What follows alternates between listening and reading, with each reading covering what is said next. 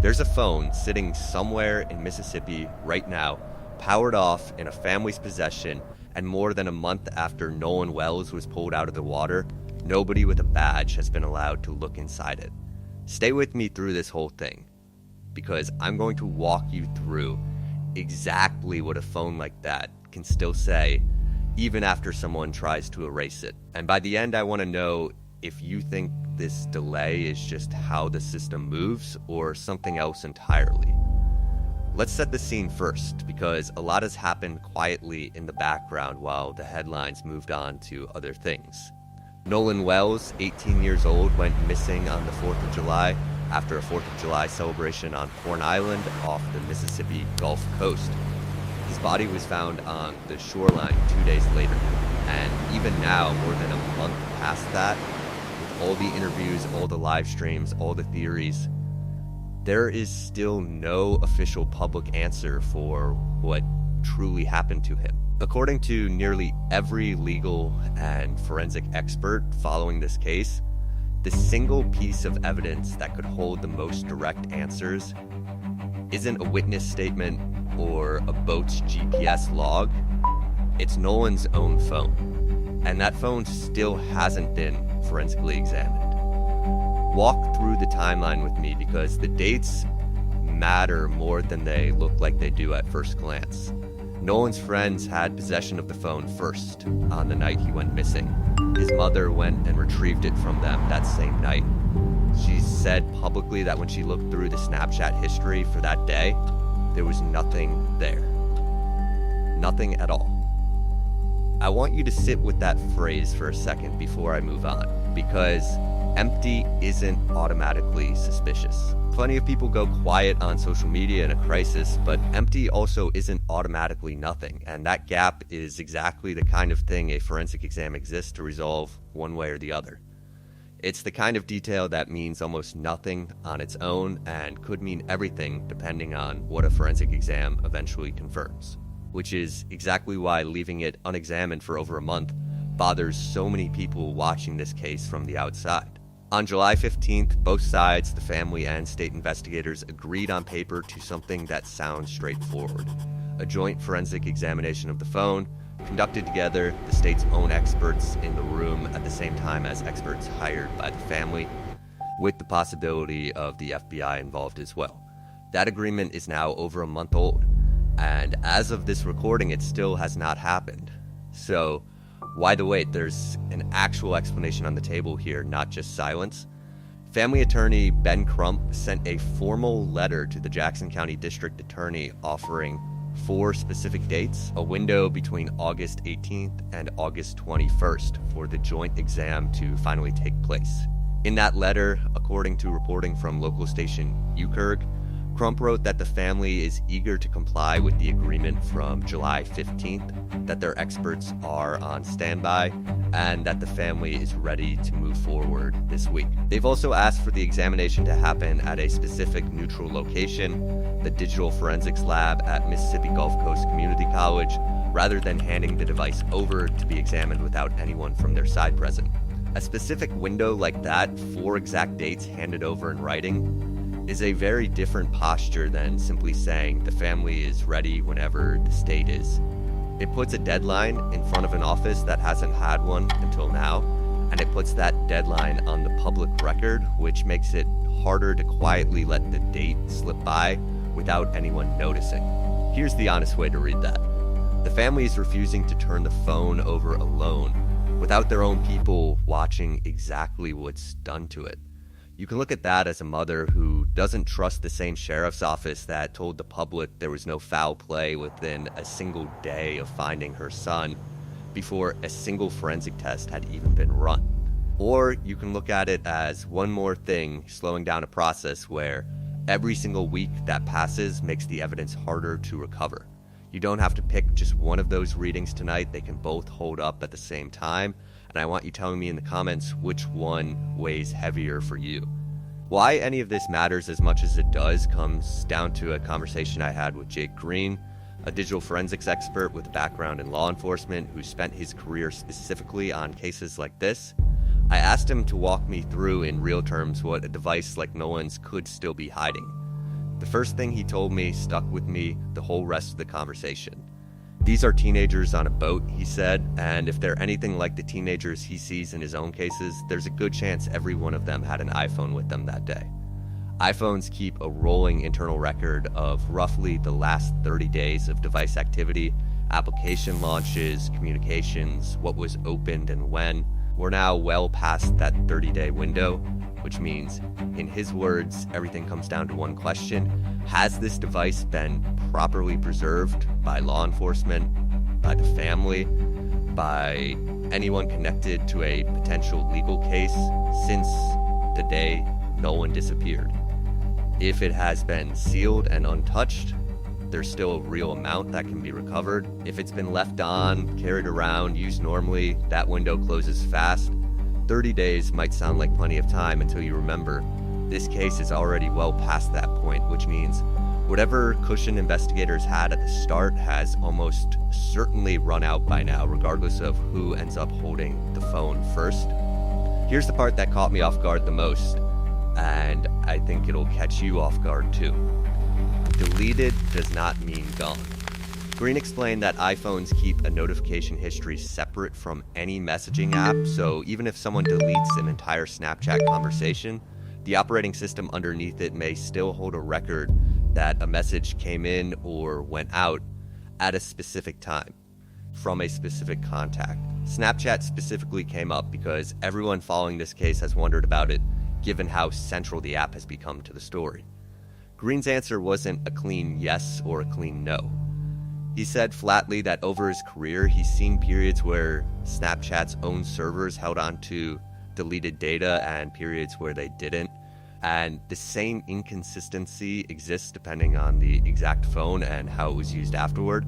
There's no guarantee either way. What he did say clearly is that the earlier a preservation request goes out, the better the odds, because platforms like Google hold on to some deleted data for a defined window. In Google's case, around 48 hours before it's gone permanently. If investigators or the family didn't move fast enough in the first 2 days after Nolan disappeared, some of what might have answered questions may already be unrecoverable, no matter how good the forensic team eventually is. That's a detail worth sitting with because it means the decision of who moved fastest in those first 2 days, the family, investigators, or nobody at all, may already have quietly decided how much of this case is even recoverable, independent of anything that happens from this point forward. I asked him directly what a proper joint examination, the kind everyone agreed to back on July 15th, would look like in practice, since that's the whole holdup right now. He described what's called a full file system extraction, essentially copying every piece of data on the device and preserving it permanently so that investigators and separately the family's own experts can go back through it now or 6 months from now and reconstruct a timeline. Who was in contact with whom, what applications were opened and when, what specifically was deleted, and whether it lines up with anything else known about that day. He confirmed something else too. Even the phone's location history, its own internal GPS data, is recoverable as long as the device has been preserved correctly. He gave an example from his own casework. An attorney who once seized a phone from an accident scene and kept it powered on in a desk drawer for months. When they finally examined it, all the location data they recovered was from that desk drawer, not from the accident scene itself. Because the device had kept updating and overwriting its own history the entire time it sat there, turned on, doing nothing but quietly erasing its own past. Turning a phone off immediately, he said, as long as you know the passcode, is genuinely the single best thing you can do to preserve a piece of evidence like this. I also wanted to understand exactly how the family's own side of this works, since it's not law enforcement doing that half of the exam. Green used to work in law enforcement himself before moving into the private sector, so he was able to walk me through both sides of that line. When a private client retains a forensics firm for a situation like this one, he said, the firm performs the same full file system extraction and preservation standards law enforcement would use, And once that extraction happens, the data is essentially frozen in place permanently, even if the physical phone itself were later lost, damaged, or destroyed. That's the entire point of insisting on a joint exam instead of just handing the device over. It's not about hiding anything, according to how Green described the process. It's about making sure both sides end up holding the exact same frozen copy of the truth, so neither side can dispute later what the phone truly contained. One more thing from that conversation that I think belongs in this video, even though it's not about the phone directly. I asked Green, given his background doing search and recovery of bodies as a former rescue diver, what he made of the timeline of when Nolan was found. He was careful to frame it only as laying out the science. Bodies don't always surface immediately after someone enters the water. He explained since decomposition gases build up over time depending on water temperature and other factors, and recovery more than 48 hours out isn't unusual at all in his own career. What he was saying is that the physical timeline on its own doesn't rule anything in or out. There's one more piece of that conversation with Green that I think changes how you should be watching this case going forward, and it has nothing to do with Nolan's phone at all. I asked him whether investigators could go after the phones belonging to Nolan's friends, the ones who were on the boat with him that day. His answer was straightforward. Absolutely, he said, law enforcement can issue a search warrant for any of those devices. They just have to identify which specific phone they want first. But he immediately followed that with a warning that applies just as much to those phones as it does to Nolan's. We're already more than 30 days out from the 4th of July. If any of those devices have been continuously used since then, or worse, traded in at a carrier store, some or all of that recoverable data could already be completely gone. Every single day this drags on is actively working against whichever version of events turns out to be true, whether that helps the family's theory or completely clears everyone involved. That cuts both ways, and it's worth remembering that clearly. A properly preserved phone doesn't just have the power to incriminate somebody, it also has the power to clear somebody who's been living under public suspicion for over a month with nothing but a leaked recording and internet speculation attached to their name. This isn't just about one phone anymore. It's potentially about every device that was on that island on the 4th of July, all of them sitting on the same decaying clock, all of them becoming less recoverable with every week nobody moves.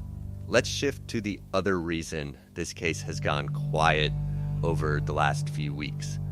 There's another explanation, and quiet is not the same thing as stalled. I wanted to understand the mechanics for myself instead of guessing at them from the outside, so I spoke with Judge Tariqa Nunez Navarro to walk through how a grand jury really works in a case like this one. Here's the basic shape of it in her words. A grand jury is made up of ordinary people from the community with subpoena power over witnesses, documents, and forensic evidence.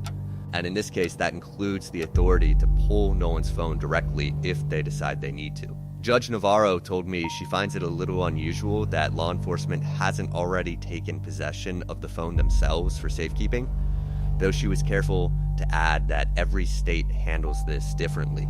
And it's possible law enforcement is deliberately holding back so they don't step on the grand jury's own investigative authority once it's underway. The official state autopsy plays into this too. It's been completed. According to what Judge Navarro and others close to the case have said, those results are not being made public and will not be made public until the grand jury process concludes. I know that's a frustrating sentence to hear if you've been refreshing the news every day hoping for an answer. It was frustrating for me too, honestly, sitting there hearing it laid out. But according to Navarro, this secrecy is a mechanism built into the process specifically to protect everyone involved. The accused, if there ends up being one, the witnesses, even law enforcement themselves. While the investigation is still live, and specifically so that if charges do come, the person or people involved can't simply leave the state the moment word gets out. I pushed her on whether that makes the process one-sided since it's largely the prosecution running the room. She pushed back on that framing, describing the process as insulated rather than one-sided. The public perceiving insulation as secrecy is understandable, she said, but a grand jury conducted in public from day one wouldn't be any fairer. It would just be compromised before it started. She did agree the process leans prosecutorial by design, since it exists specifically to determine whether charges are warranted in the first place. But she was firm that insulated and unfair aren't the same thing. There's a new name in this case as of the last couple weeks that hadn't come up before.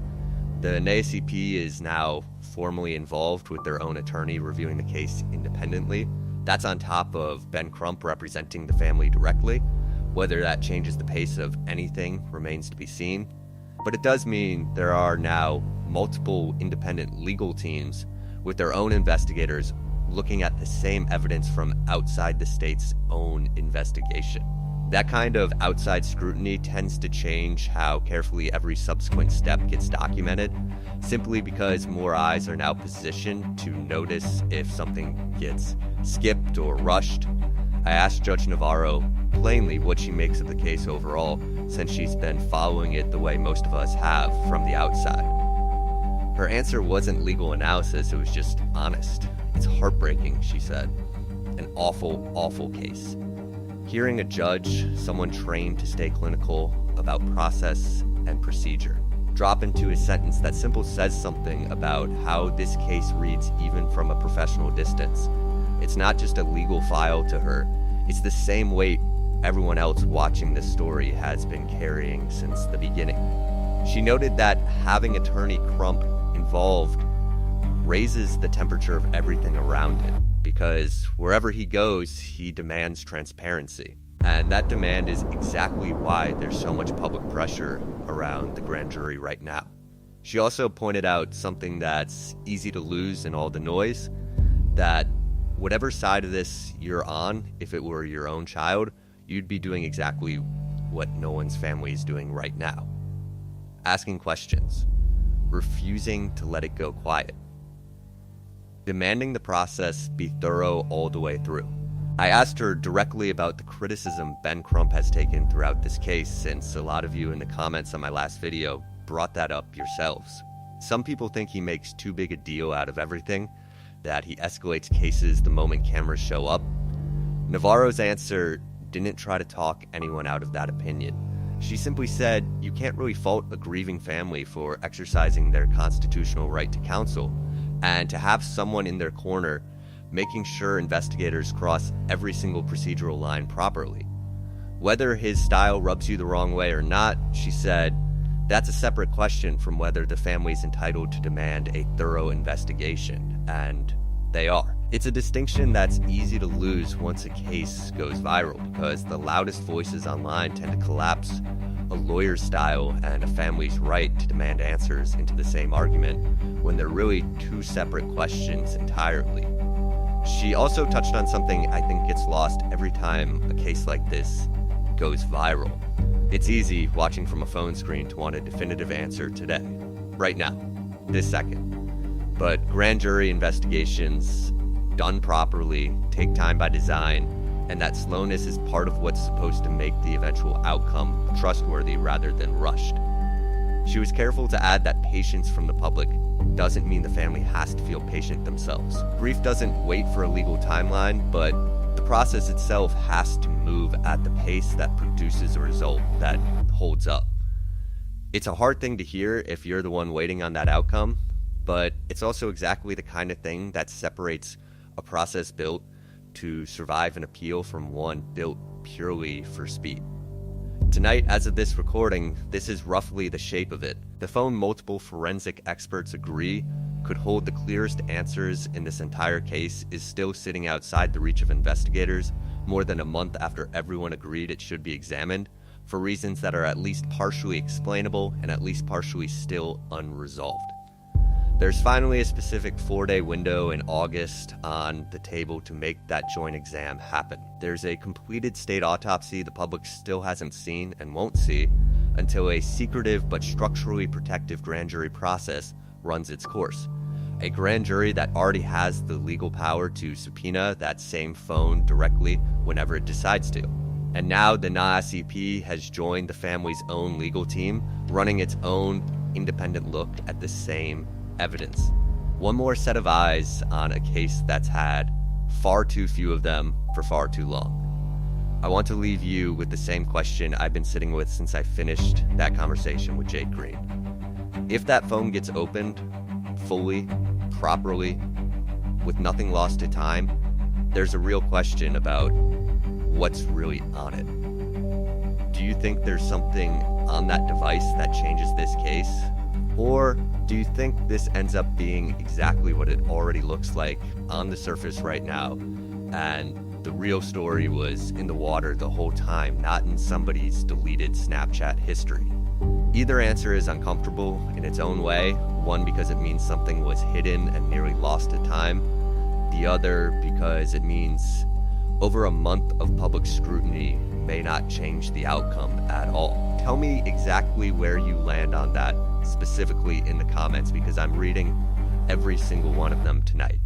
And subscribe now, because the moment that phone gets opened, or the moment this grand jury comes back with anything at all, sealed or not, I will have it here before almost anyone else does.